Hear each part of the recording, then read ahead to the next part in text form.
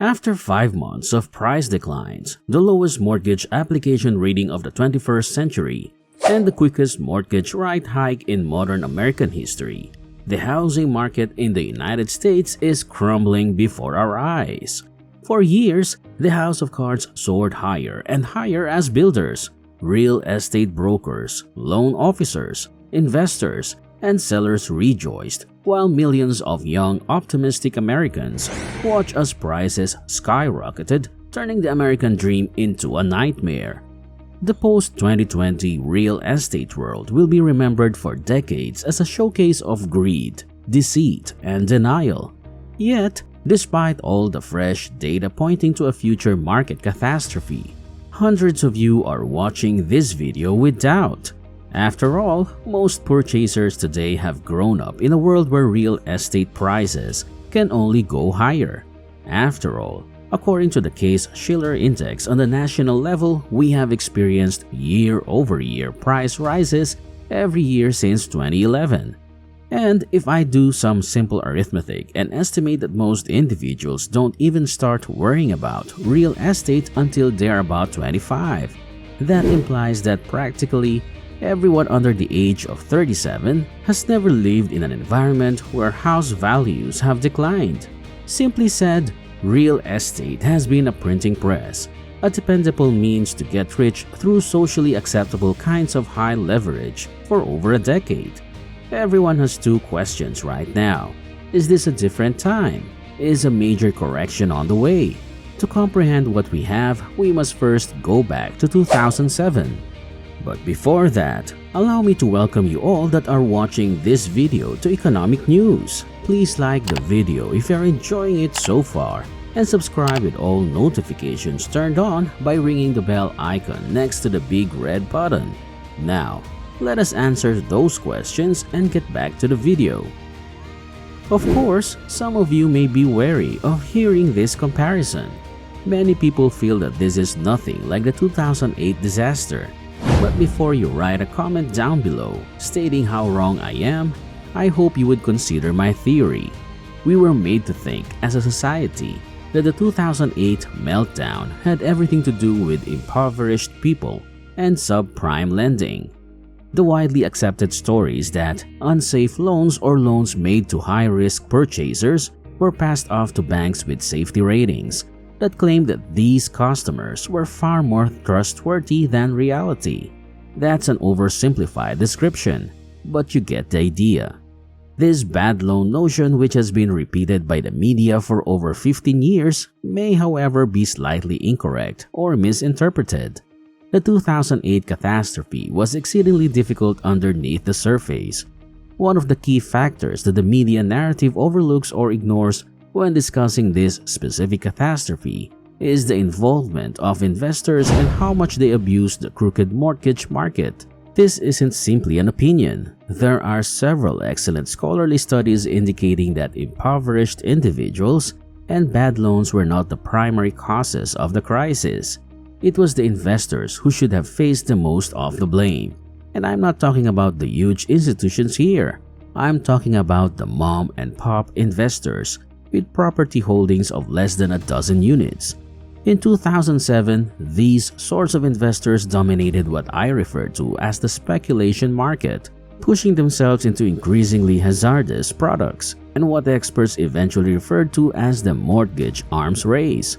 It was a competition that pushed many to the brink of bankruptcy. When housing values rise by as much as 10% in a year nationally, and you have the potential to leverage millions of dollars into an asset, what you get is an ordinary person is a modern-day gold rush packed with individuals operating, at best in a legal gray zone with fraud strewn around. Assume you're a bright young professional in the Las Vegas region in 2004. House prices in certain communities have risen by as much as 20 to 30% in a single year. Your pals are becoming wealthy, and you discover that you can purchase 2, 3, 4, or even a dozen properties through a loan executives who guarantee you will be accepted. The entire system is corrupt from top to bottom, but you don't care. The person who is drafting your loan is collaborating with the agency. The broker and everyone else in between you and the borrowed money is motivated to get you the money regardless of your salary. They'll do everything within their ability to make it work, since once the paperwork is completed, it's no longer their concern.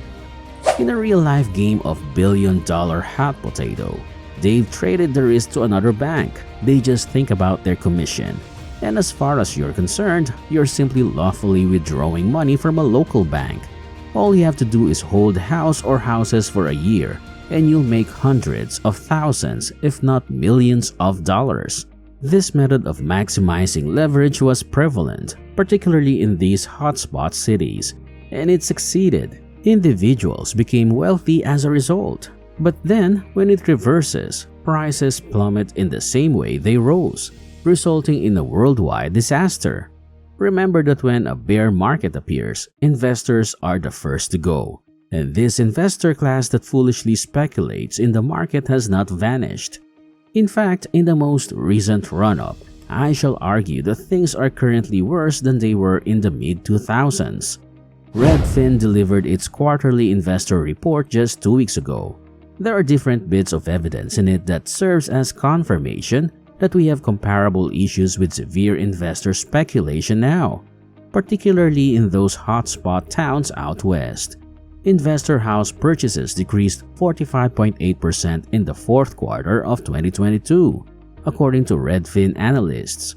To put that in context, this is an all-time high with data dating back to 2000. To put that in context, this is an all-time low with data dating back to 2000. It is worse than what we witnessed in 2008, which was the greatest housing meltdown since the Great Depression. You'd think that investors exiting the market would result in more houses for us average purchasers searching for a place to live rather than an asset to profit from. But that's not the case. Investors continue to play a significant role in house purchases as a percentage of total home purchases. Investors purchased roughly 18% of all property sold in the fourth quarter of 2022. This is roughly twice as high as the 2000 peak and more than 3 times greater than what was deemed average in 2000. Residential real estate investing, in my opinion, has just gotten out of hand. In this country, there is a fad where everyone wants to be a landlord, and it is regarded to be the path to millions. The real estate investing subreddit grew from 10,000 members in 2018 to 1.6 million currently. Thousands of postings on investment may be found in your local biggerpockets.com forum.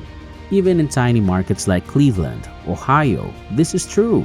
No city is immune, and the worst thing is that it's probably considerably more harmful than what these graphs appear to reflect.